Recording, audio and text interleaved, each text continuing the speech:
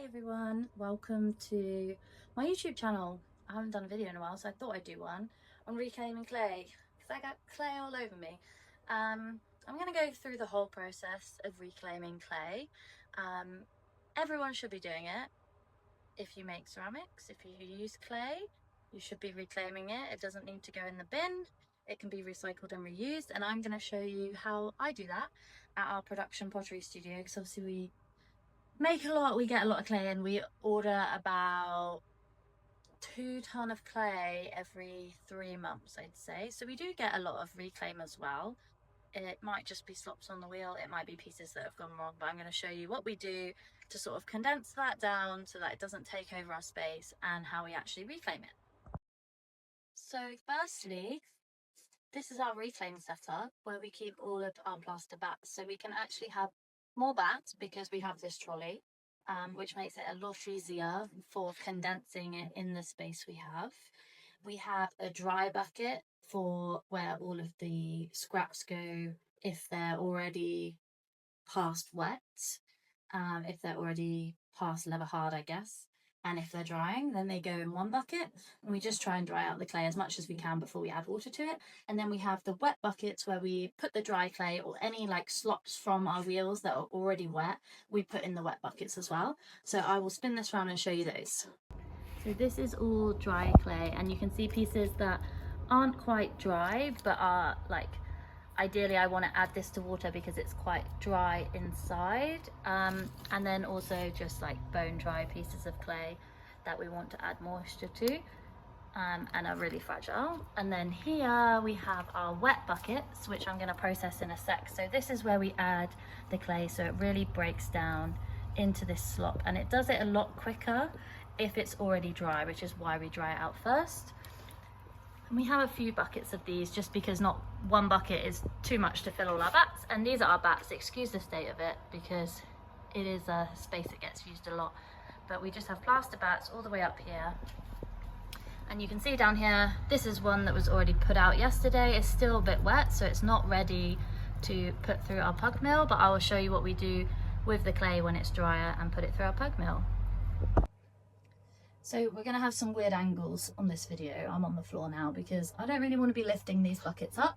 But we have the bucket of broken down clay and water that I just showed you, and we've got an empty bucket here. Now I don't actually want to just throw this water away that's sat on top, so when the sediment breaks down it sinks to the bottom, and the water rises to the top that isn't being sort of part of the main body.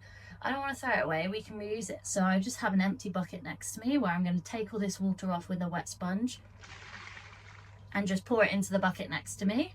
This shouldn't take too long. We want to wait until that clay is really broken down and it is sort of like a slop rather than you feeling loads of lumps in it. Some people use a drill and a mixer to mix their clay up, and that would just be a standard drill, and then you can buy a mixing attachment to go on the end. Probably all in all, the cheapest you could get it is maybe £80 for like a really basic setup on that. I don't mix the clay, I just wait until it's broken down. So I don't know, let's try and show you, but this is kind of how we want the clay to look once we've taken that water off the top. We then have all of these plaster bats on the trolley here.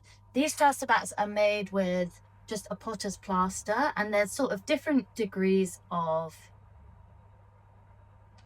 what would be the word? More expensive to less expensive, which maybe means better quality to worse quality. I personally just use the cheapest potter's plaster and it does the job. There's some clay already on it that I'm just going to take off. And what you can do to dry your plaster between putting clay on is to put them under the kiln or around a hot area or outside in the sun. This room gets quite hot because we've got 3 kilns running in it all the time, so I normally would just leave them on here and they'll dry. So what I'm going to do now is we have our bucket of slops, and essentially we're just going to pick it up and put it on, and it can be quite thick in the amount you put on. If you find that you have a super watery clay, you can just use some ready clay from the bag and create a little border around your mold or your bat. Now I've just found quite a big lump in here, so I'm going to add that to the next one so it can break down a bit more. It's quite fun and messy.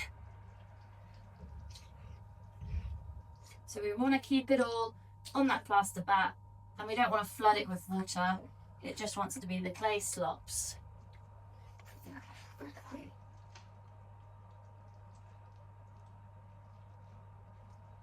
So if you get a decent plaster bat size, you can sort of fill a bucket, and that could be one plaster bat.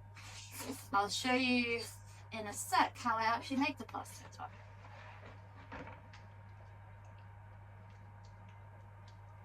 And then I'll just leave it on there for 24 hours is sort of how it functions in my space, but in the winter it could be 2 days. At the moment it's about 24 hours, and then we'll put it through the pug mill. And again, I'm going to show you that as well because I'm just treating you.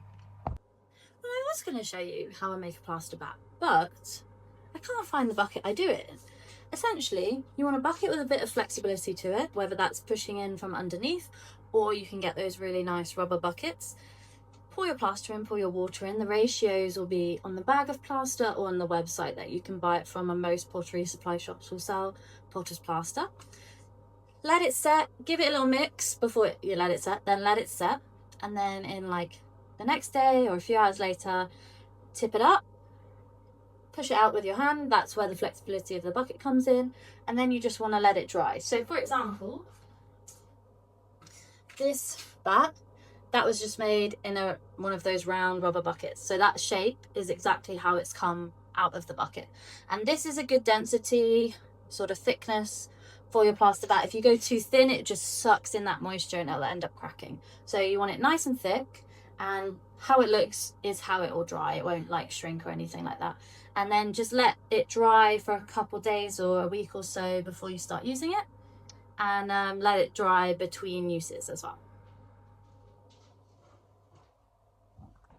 Now we have my fabulous pug mill. Fabulous in that it is so worth buying a pug mill if you're working with clay a lot. It reduces the impact on your body from wedging clay. It just makes it so much easier to reclaim clay, and it's a pretty gnarly bit of kit which makes you look really cool as well. So this one I actually got second hand. I believe you could probably buy them second hand. Maybe you might be able to get one for 500, maybe more like 1,000, but they're so worth it. So worth it if you're working with clay a lot. So I'm going to show you how I use it. Essentially, I put clay in the top here, pull this lever down, it compacts the clay, and then it squeezes out at the end here. And these are some sausages that have already come out. Now I will use these straight away. I won't wedge them. I don't wedge clay from the bag either. So it'll squeeze the sausages out. We put them in a bag to use them, or use them straight away. And that's what we do. I'll just take a video of me doing it. So we want the clay consistency, once it's dried on the plaster, to be pretty similar to clay that you would use. Maybe a little bit softer for me personally, because I like the clay to be a bit softer when I throw. But you can see it's not sloppy like it was when we put it on. This is now pretty good clay, ready to use. We just want to make sure it's good for throwing, because that's what we do here. So we'll put it through the pug mill and it will take all that air out, and ready to use.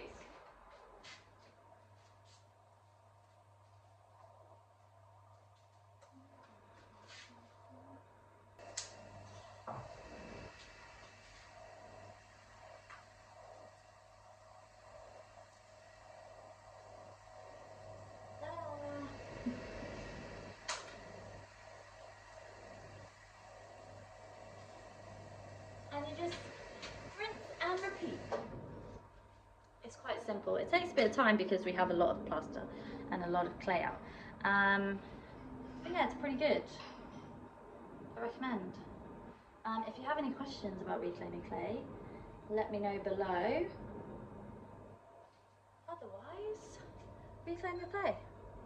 And just to show you, we're now on to the next lot. So we're adding the dry clay to the water. All these bubbles, that's where the air's breaking down and all the air's coming out. So we've got some buckets on the go for next time, and we've got all the clay on the bats, and then what I've pug milled today.